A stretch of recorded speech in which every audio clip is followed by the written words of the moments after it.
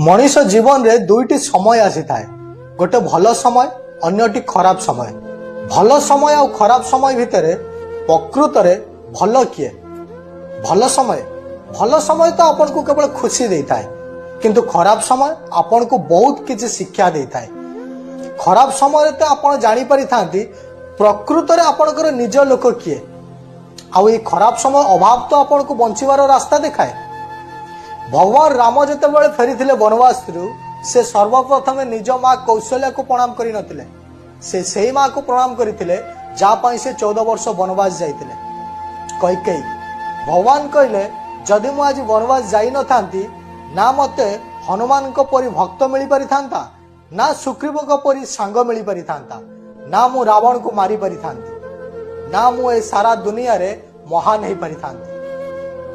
देखंतु खराब समय केवल नवा पाई आसी न थाए, बरं बहुत किछि जिनस दबा पाई आसी थाए।